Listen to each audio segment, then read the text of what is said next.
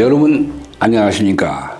오늘은 자유한국당에 대한 나무람으로 얘기를 좀 풀어보겠습니다. 얼마 전 10월 3일 그 대단했던 우리 정치사의 가장 큰 집회를 주도했던 전광훈 목사가 경찰과 검찰이 신청한 구속영장에 대한 그 실질 심사를 하러 가는 마당에 대국민 담화문을 발표했습니다. 여러분 보셨겠지만 많은 분이.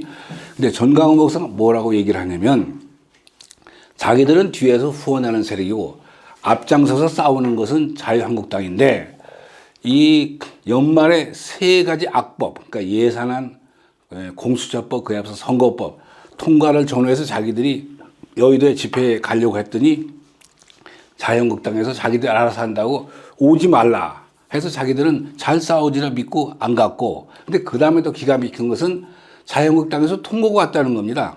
앞으로 그 자유한국당은 이 전광훈 목사 이끄는 소위 종교인들의 집회와 연대하지 않겠다. 그래서 저는 전광훈 목사가 그런 그 비장한 상황에서 한 얘기라서 사실이라고 믿는데, 이 두 가지 얘기가 그동안 전광훈 목사가 이끄는 종교인들, 기독교인들의 대규모 집회가 사실 우리나라에서 어떤 언론기관들, 어떤 야당보다도 열심히 문재인 정부와 대결에 싸워왔습니다.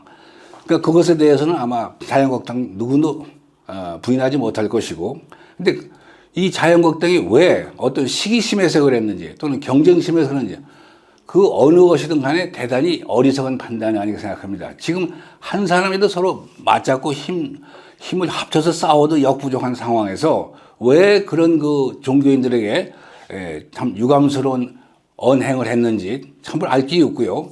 지금 자유한국당은 빨리 전광훈 목사를 비롯한 이 기독교인들에 대한 정부의 탄압, 이게 종교 탄압이죠. 이것을 막는데 앞장서야 된다고 봅니다. 뿐만 아니라 이 지난 연말에 3법 통과 때 보여준 자유한국당의 어떤 국회에서의 투쟁, 그것은 너무나 미약했습니다. 많은 국민들은 그래도 어떤 결과라도 만족할 만한, 야당의 한계를 모르는 건 아니지만 이게 무슨 짓입니까? 황교안 대표만 해도 일시 단식 투쟁으로 의연한 결기를 보여주긴 했는데 그 후에 뒤끝이 없었어요. 물론 건강도 안 좋아가지고 잠시 입원다고 그랬습니다만은 지금 이런 모습 가지고는 각종 여론조사에서 10% 내지 15%가 여당인 더불어민주당에 뒤지고 있습니다. 그것은 우연이 아닙니다. 특히 20, 30대가 물론 전교조가 잘못 가르쳐가지고 잘못 교육을 받은 그 여진으로 그 탓으로 그렇게 돌릴 수 있지만 20, 30대 이 시대를 앞서가야 나가고 있는 젊은 세대들은 그들로부터 자유한국당의 지지도가 7% 내외, 그러니까 한 자릿수밖에 안 된다는 이런 것은 모두 누구 책임이냐면은 전적인 것은 아니지만 이 국민을 대변해서 야당으로 일하고 있는 제1야당 자유한국당 책임이죠. 그러니까 지금 이 상황에서 우리 자유한국당은 어떻게 해야 되겠느냐. 이제 비상한 각오로 더불어민주당보다 모든 면에서 앞서가고 빨리 하고 결의 차게 움직여야 되겠습니다. 우선 인재 영입만 해도 지지부진하고 자유한국당은 아주 지저했어요. 그리고 물갈이를 한다. 무슨 뭐 참신한 인물을 내세운다 그러면서도 불출마 선언하는 이 자유한국당 의원들이 더불어민주당 불출마 선언 의원에 반도 안 되고 있습니다. 이게 다 무슨 일입니까?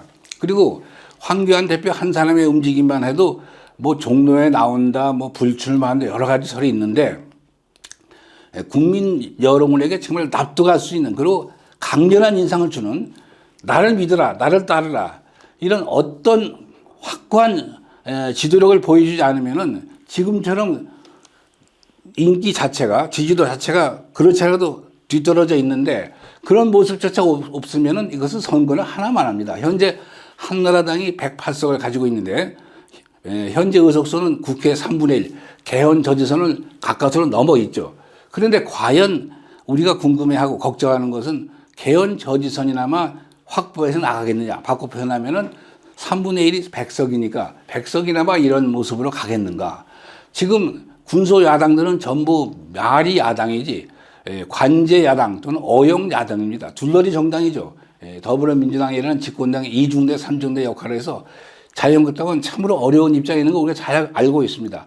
그러면 그럴수록 의연한 모습을 예를 들어서 뭐 전체 불출마를 선언해가지고 모든 후보자를 전국 지역에서 새로운 사람을 낸다든가 또는 그렇지 않으면은 일부에서는 뭐 저는 별로 그렇게 좋은 방법이라 생각은 안 하지만은 그러나 총선 보이콧 이런 얘기도 나오고 있죠. 왜 그러냐면 지금 전국적으로 이 집권당은 현금 보조금 형식으로 막대한 돈을 풀어가면서 일종의 금건선거, 행정선거를 벌써 진행하고 있고 그리고 이 울산 시장 부정선거에서 보듯이 엄청난 관권을 동원해 가지고서 부정선거가 있었고 또 있을 가능성도 있고 또 두루킹 사건으로 보이듯이 여론 조작 사건 이런 상황에서 이번에 연말에 이제 공수처법이라든가 또 선거법 개혁 누더기 선거법이 통과되지 않았습니까?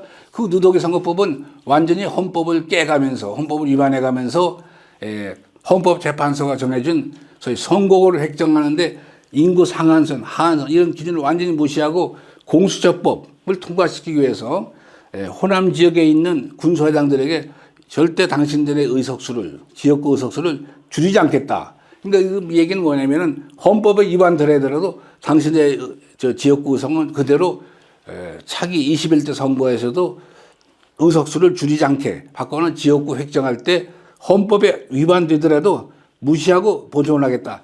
이러한 그 불법 사태를 진행해 가지고 참으로 차기 총선에서는 지역구 선거나 전국 상권이나 한나라당, 지금의 자유한국당이 3분의 1조차 보존할 수 있겠나 이렇게 의심는 상황에서 황교안 대표를 포함한 여러 사람이 자유한국당 이끌어가는 모습은 지지부진하고 맥이 빠지고 도대체 이 사람들이 어떻게 총선을 치를 것인가 하는 많은 국민들의 개탄, 우려를 가져오고 있습니다. 그런 상황에서 특히 이 사람들이 그동안 거리에서 국민을 대변해 싸운 종교인들, 특히 정광훈 목사의 무슨 구속을 둘러싼 상황에서 정광훈 목사를 보호하기 위해서 투쟁한다든가 이런 모습도 보이지 않고 오히려 당신들과 연대를 안 하겠다. 이런 발언까지 스스로 했다는 얘기는 참으로 이 자유한국당을 이끌고 있는 사람들이 제정신인가 의심하지 않을 수가 없습니다. 자유한국당은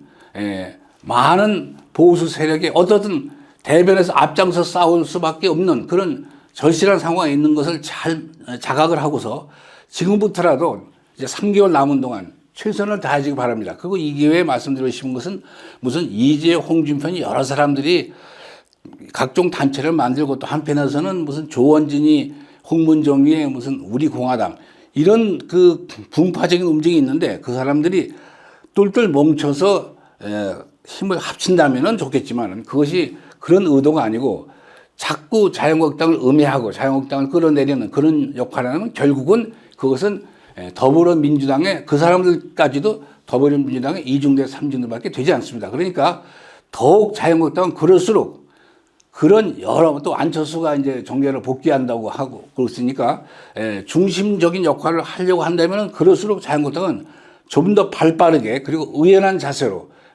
특히 황교안 대표가 제자리를 찾아서 국민을 대변할 수 있는 뚜렷한 지도자 역할을 해줄 것을 아주 강력히 촉구해 마지 않습니다. 감사합니다.